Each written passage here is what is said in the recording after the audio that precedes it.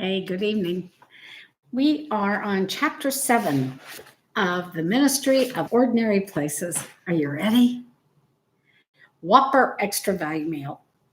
Yesterday was Mother's Day. Over the span of 12 years that I have been a mother, and it's traditional, these kids are in my care and I'm responsible for teaching them how to do everything from sign their names in cursive, so easy, to not chew with their mouths open, most impossible task in the Western world since. My Mother's Days have run the gamut of tender and sweet to, wait, today was Mother's Day? As with most of life, yesterday fell somewhere in the middle. I woke up relieved to hear the kids quietly watching a cartoon together rather than making me breakfast in bed. It's not that I'm a terrible mom devoid of sentimental feelings. It's just that me and my molars are still recovering from choking down a plate of scrambled eggs mixed with uncooked rice last year. It's Asian fusion, one of my proudly Asian children had said.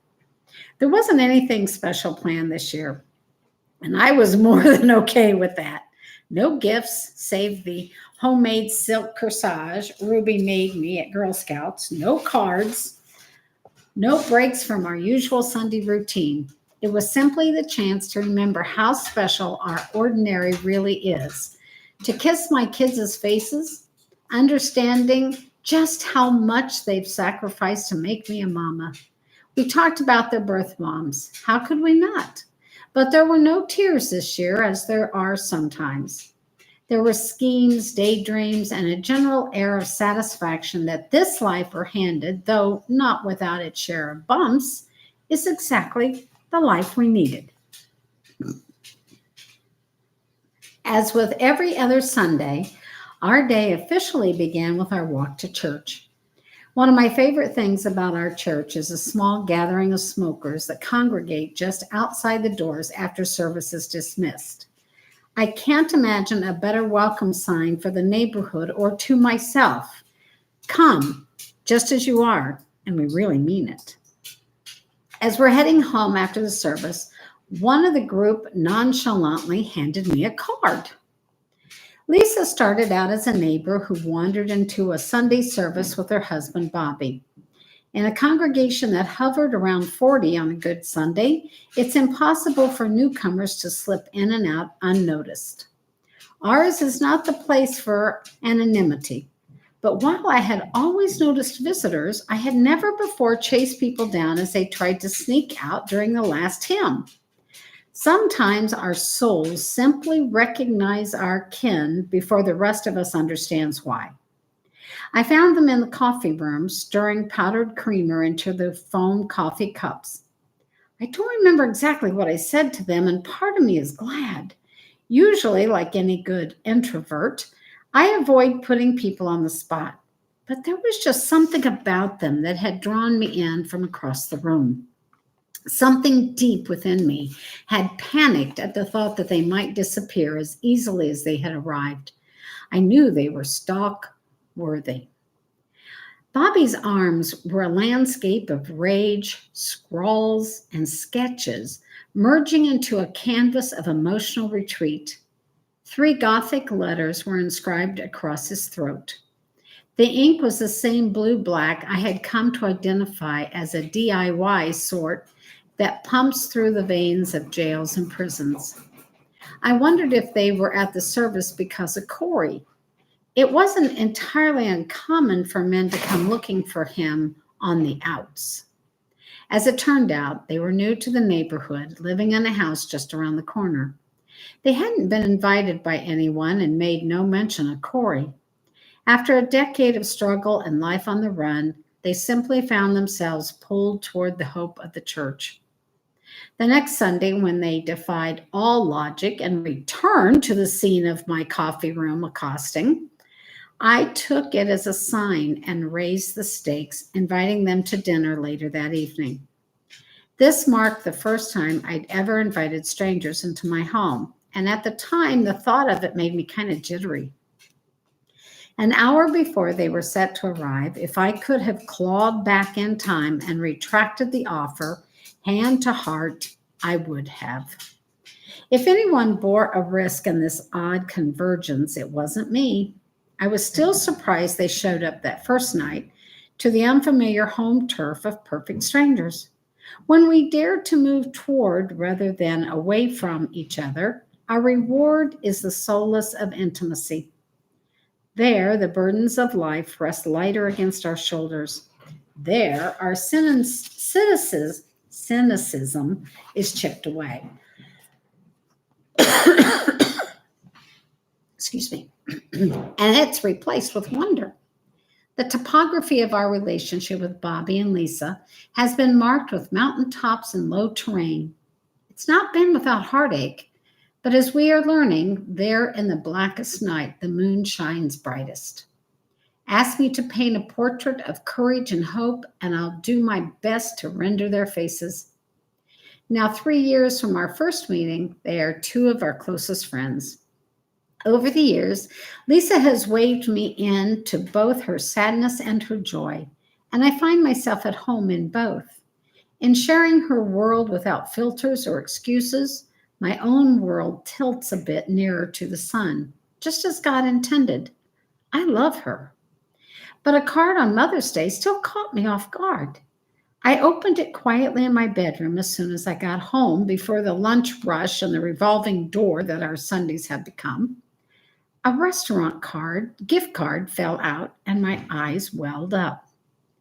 Later that night, after a full day of discount pizza, pickup, basketball, shade tree sitting, and 24 seemingly unheard reminders to my little cherubs that all I wanted for Mother's Day was for them to get along, I remembered Lisa's loopy blue handwriting and the words that had disarmed me. As far as tangible presents go, I had only received one that day, this one from my sister in the complexities of life, a woman who has known the two-sided coin of motherhood. Though material gifts aren't the currency of love and friendship, I know what her gift cost her.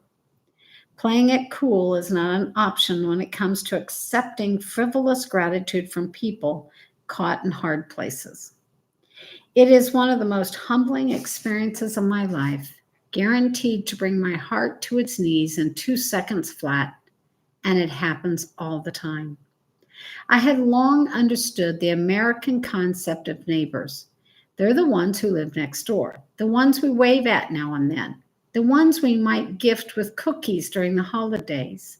They are the nice people who keep a comfortable distance. It's likely we might never even learn their names. But maybe the American idea of neighbor doesn't match God's idea.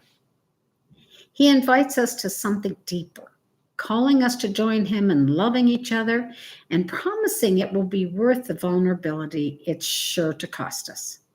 He points us to the heart of the matter. Aligning with our neighbors will change our lives if we let it. But before we can offer them anything, we first have to be mindful students in the uncomfortable art of receiving. When my doorbell rang last August, Michelle was the last person I expected to be waiting on the other side. I'd only met her a few times in the 4 years we've lived on the same street, and none of those times had been particularly noteworthy. I made an effort in the beginning, dropping cookies off at Christmas, greeting her by name when she visited our church a couple of times. Though friendly, she kept her distance. This, too, is part of neighboring, recognizing everyone has different boundaries and doing our best not to force our own on the guarded or the resigned. It was only a week into a new school year, and the August air outside hung in damp sheets. Breathe in, breathe out. It felt more like swimming. Rivulets of sweat coursed down her temples. In a profound act of God's goodness, I remembered her name.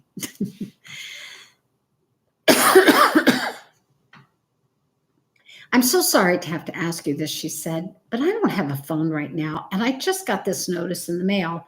They're going to shut off our electricity, but it's a mistake. Is there any way I can borrow your phone and call? Oh, I waved her in out of the heat and handed her my phone. I still remember the tension in the air as she laid bare all of the things weighing her down to the customer service operator on the other end of the line while I tried to look busy. So often I've gone to some lengths to sweep any minor life issues beneath the rug of my optimism, my work ethic, my has it all togetherness. Being left with no choice but to listen in as a woman I barely knew begged to be heard and apologized for mistakes she hadn't even made was just another example of the pride that still separated me from the people I most wanted to love. She handed my phone back, her discomfort as real as the ballad of the cicadas sailing the humidity. You can use my phone anytime, I promised. It's no trouble at all. In the weeks that followed, I saw her most days. She was hard at work, ironing the kinks from a series of misunderstandings that hovered with its finger over the switch. My friendship with Michelle grew as she repeatedly left with no option but to ask for help, and I did everything in my power to flatten any division this dynamic might have built between us. I jumped at every chance to hang out with her, not because it made me feel useful, but because I enjoyed her company. She made my days better. Our conversations never lasted long, but we began to inch past small talk, portioning out slivers of our personal lives and passing the fork. Each of us had a child starting middle school, so we shared the relief of stewing together. She loved her family. She was a little on the shy side. She longed for connection. She reminded me so much of myself. One morning, I picked her up to take her to an appointment, and she handed me an intricate handmade necklace. In the center was a tree crafted from tiny green beads, the trunk a delicate twist of copper wire. Dangling from the lowest branch was one tiny black bead, a tire swing. I made it for you. It reminds me of the cover of Falling Free. Wow, I got a tickle in my throat. Fall swept through. Eventually, though, as her life regained its footing again and the immediacy of the crisis passed, the length between our visits stretched. I was putting groceries away one day when her name popped up on my phone. I was wondering if you had lunch yet, but I'm sure you have, she said, her voice trailing off. I told her I hadn't. I have a coupon for Burger King, and I thought maybe we could have lunch together. Listen, I'm no fast food snob. I consider a week special if I end up in the Taco Bell drive-thru. And if I manage to get there twice, well, the world is my oyster. But it had been a very long time since I'd been to Burger King. I was still a little skittish and unmoored over their ill-advised invention of chicken fries. I put the rest of the groceries away, my mind in overdrive. What on earth will I order? What was the best way for me to position myself at the register as payer? My heart held nothing but kindness, but my mistake, as usual, was the assumption that she needed my help. I should have known better. When we got to Burger King, I made sure to be the first one in line, reached for my wallet after we ordered 2 Whopper extra value meals for $10 as the coupon offered. Oh no, she said, this one's on me. For the next hour, the two of us sat in a booth under fluorescent lighting, cable news screaming at us from the television bolted to the wall.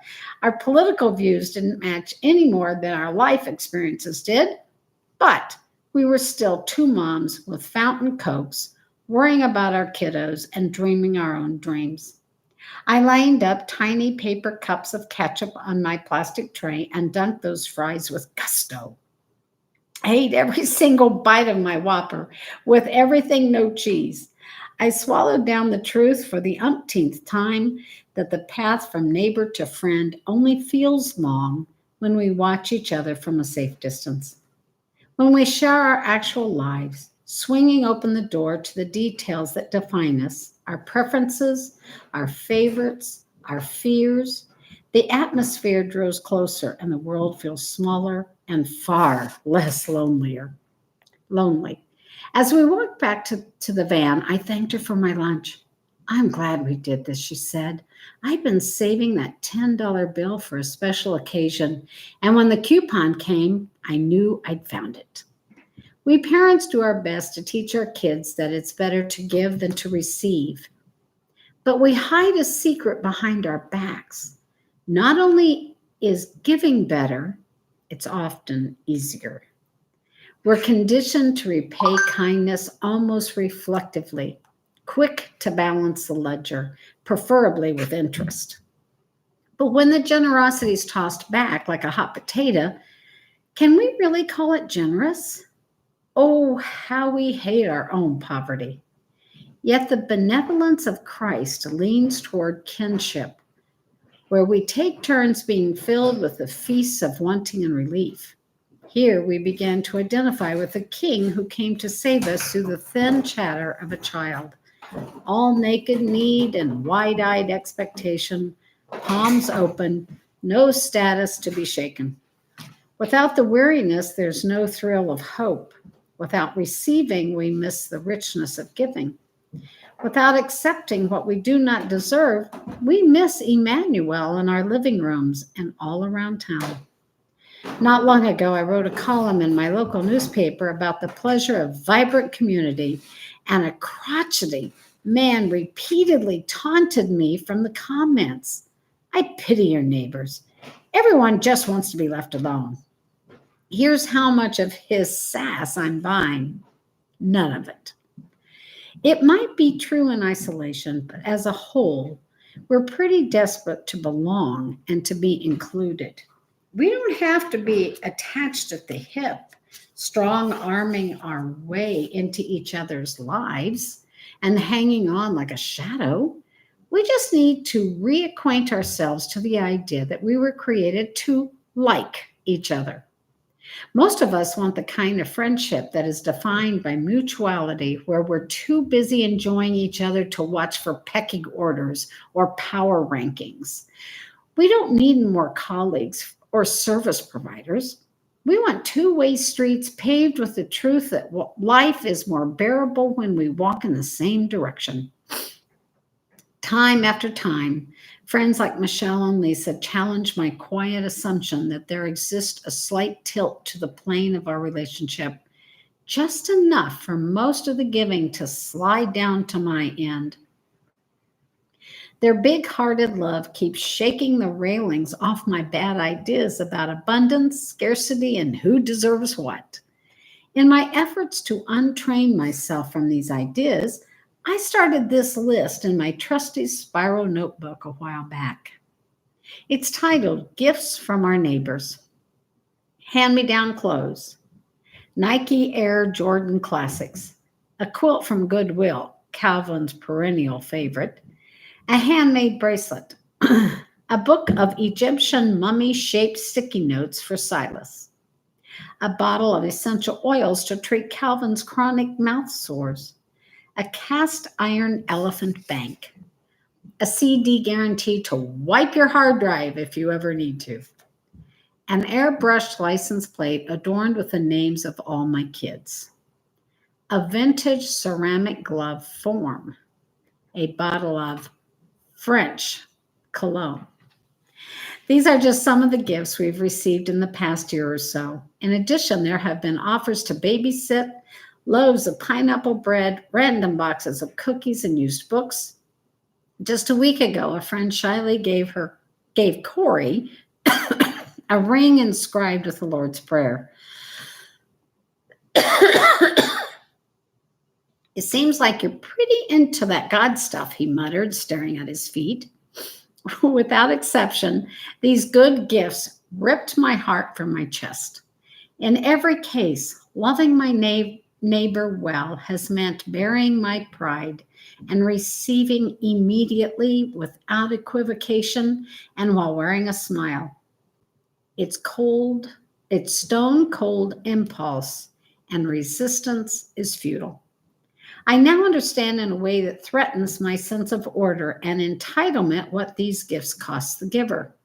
I also understand the paradox that material offerings of sincere love never cost as much as they pay. If I had to venture a guess, I'd say Corey will wear the ring until it disintegrates or his finger falls off, whichever comes first. This is who God is. This is how he loves us. Glad-hearted generosity is not reserved for the financially secure.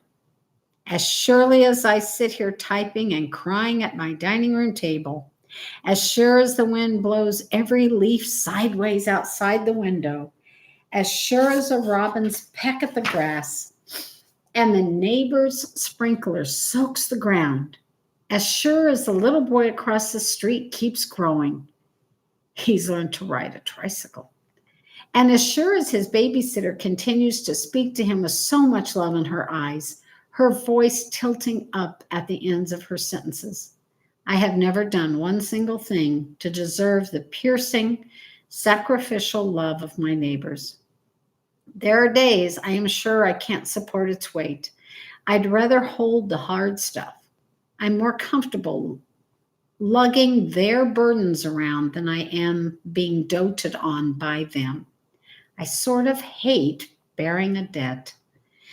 These days, I'm learning that in times I most desperately want my world to shrink down to a more manageable personal size, the best thing I can do is walk into the thick of it with my arms outstretched, needy, and unapologetic. Sometimes we open our door to give, but always we open our door to receive. We break the bread of human dignity and pass it around, baptizing our streets with the truth that each of us holds great worth. Here is the heart of generosity. Gain resurrection from surrender. We receive its liberation with open hands and behold the illumination of our battered hope. That's the end of chapter 7. Sorry for the coughing. Next time, chapter 8, tacos and tea. Talk to you later. Bye.